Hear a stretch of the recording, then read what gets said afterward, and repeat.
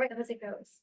Okay, so it's interesting because it's the opposite view. So I think it's going to be useful. What I'm saying in what I'm promoting, even beyond the article, in my own work, in my own ideas, is actually to promote fragmented governance, to be against planning, to allow these spaces. But of course, this is Peru.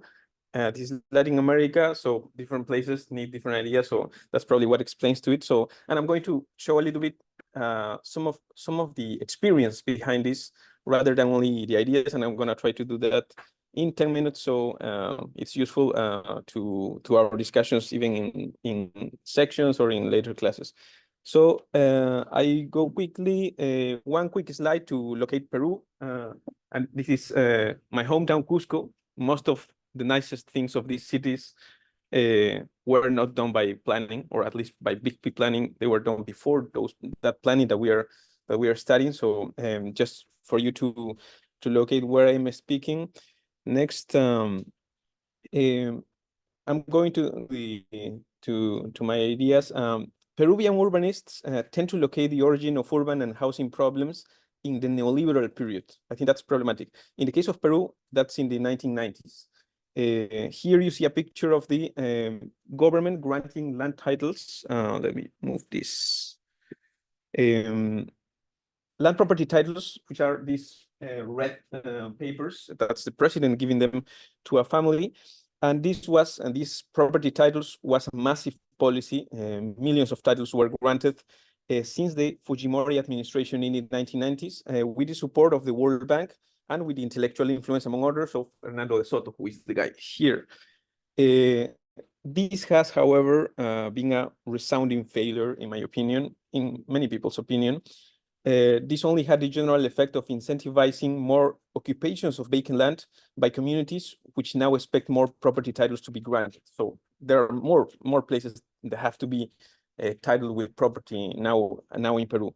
And this is happening every time in more problematic areas of Peruvian cities. This is something that happens also elsewhere in Latin America. So here, for example, that's a picture of Lima, the capital of Peru. Here, for example, a sand dune, the worst possible soil in Peru where you could build, especially in Peru, a country prone to earthquakes. So that's the places where this is eventually going. And this has been happening in the whole country. In a study of 2020, a researcher stated that from all the new areas of expansion of the big cities of Peru between 2000 and 2020, 93% were some form of informal neighborhoods. That's the graphic depiction of this. So from what cities expanded in the last 20 years, 93% were informal, only 7% were formal. Formal and informal, that we can discuss later as well, but only 7% were formal, following urban planning parameters. That's why I'm saying, so urban planning is basically useless in Peru. And this is an issue that activists have been fighting to change, not only to stop land titling, property titling, but also to change the rigid logics of urban planning, which is also part of the cause of the problem. An opportunity appeared in 2020, and that's what I'm going to talk to you, when a new administration entered the government in a very special political circumstance that I will not have time to explain now. And that's where I also had the chance to participate. That's what I'm going to show you now.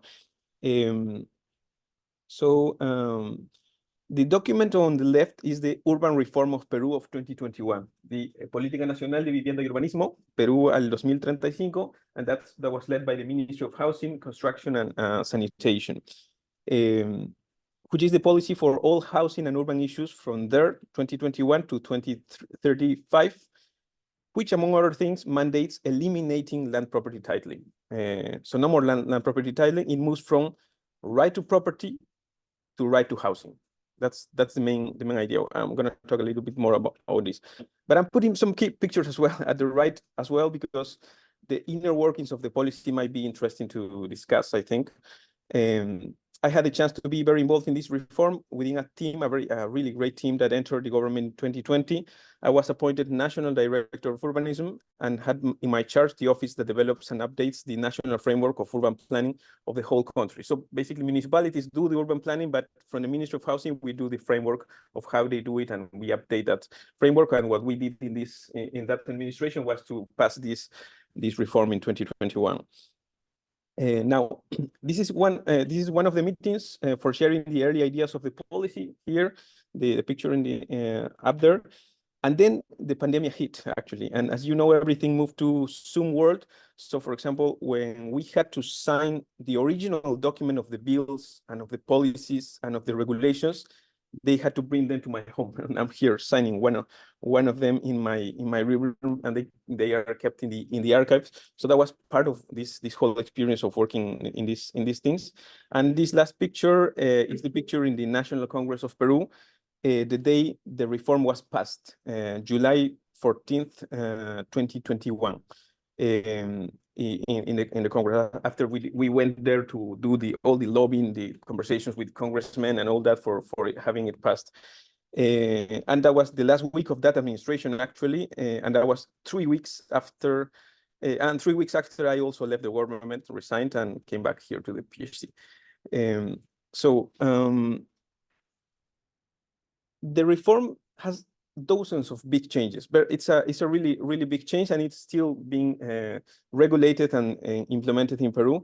But it has really big changes in housing and urban policy. There are a bunch of them. This is just for showing you which are the main ones that are in the national policy. But in a nutshell, it is aiming to stop land property titling, and doing this by using all the resources of the government to aim at social housing for the lower tiers of income in people in Peru. And does this by, among other things, 3 things.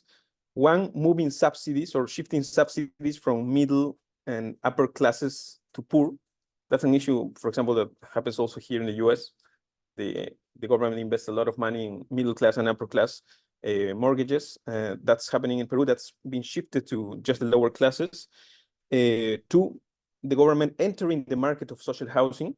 There was no public housing in Peru until then. So the government is doing the activities of companies. That's scary for many people. And 3, new methodologies of urban planning, more flexible. It was interesting that Tuna mentioned that she was not liking the idea of flexible planning. We're trying to make them more flexible. And they are including now the whole toolbox of land value capture instruments that you might have been hearing in other classes. Among other things, but that's a bit of the summary of what the policy is about.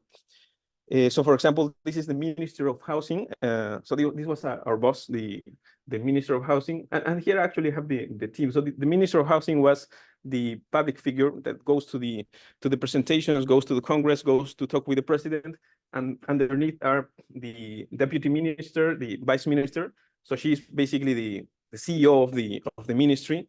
And underneath, well, the chief of staff of the ministry, and the directors of housing, the director of territories, and the director of urbanism, and lots of advisors. That's for example one meeting.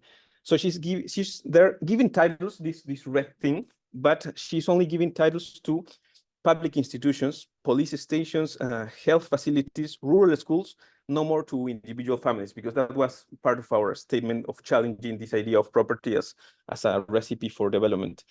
And again, as I was saying, since it was the pandemic, the most critical parts of these changes were done through thousands of Zoom coordinations. In one of these endless meetings and it was one of the last ones, I made a pitch for introducing the community land trusts. And that's what I wanted to mention now. As you saw in the article for today, that is something that I had been studying with Professor Diane since my master project, and I had been researching a lot about that. So I made a pitch for this in one of our sessions, and it was accepted. And my closest legal advisor and I drafted a couple of articles for the new law, and it was included in one of the sections of the reform. I believe without that much attention than other topics in this reform. And eventually passed all the filters in the government and the Congress. Today, it is part of the housing policy. And as I described, the community land trust or collective property was not at the center of urban reform. I would like the reform to be about challenging commodification of land, commodification of private property, even challenging private property. That's not this reform. The reform is trying to change the basic elements of the neoliberal housing and urban policies of the 1990s in Peru. So it is still trusting that the prices of land and the prices of houses can be lowered through subsidies, through other mechanisms, through land value capture instruments. I'm a little skeptical of that, but we had some constraints in time and institutional and participation matters. So I'm okay with what we did, but I think that's just a very short-term thing, 10 years, 15 years. What I'm challenging in relation to private property is a view maybe of long-term, and that's why collective property can be something.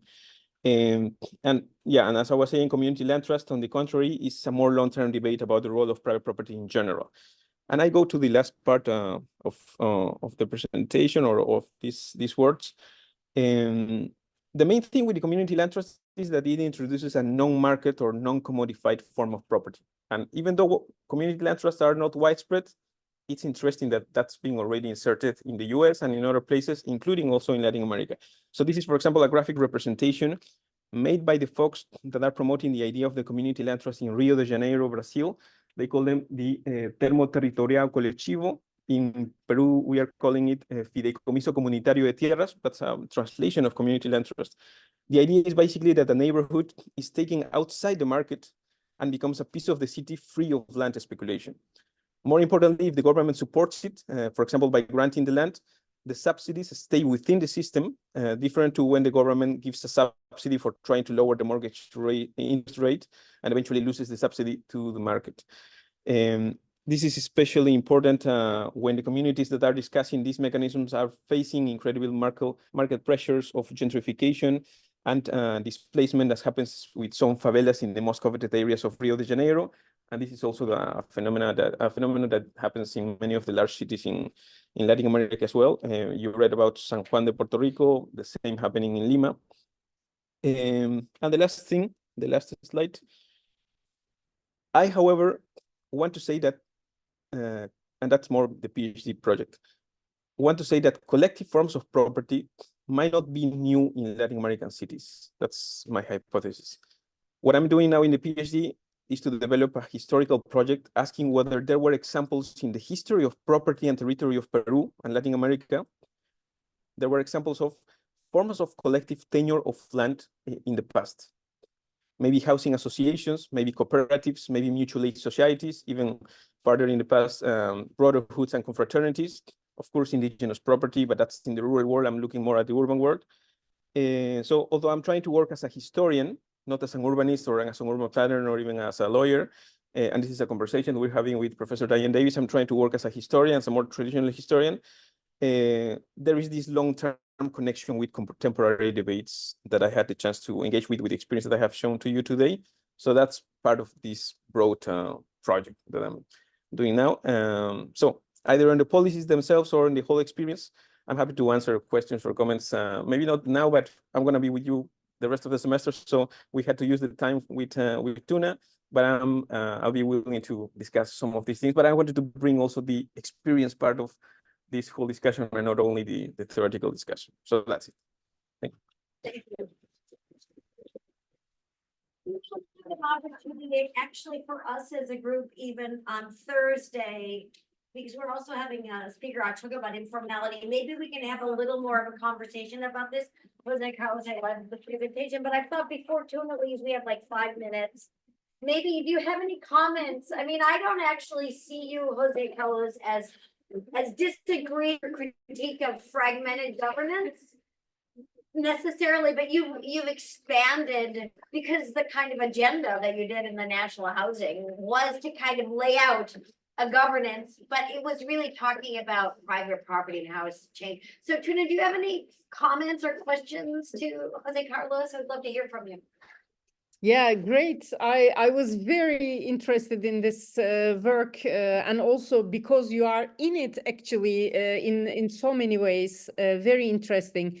I also didn't read it as opposed to what I said, but what I hear from you is that we need to pay attention to the relational perspectives and the context of in which planning or this kind of initiatives are taking place.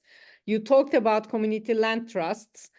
Funnily enough, we are discussing in the Netherlands, there are some initiatives about it, which is also a bit funny because we have public land and we have all these tools to enable community initiatives.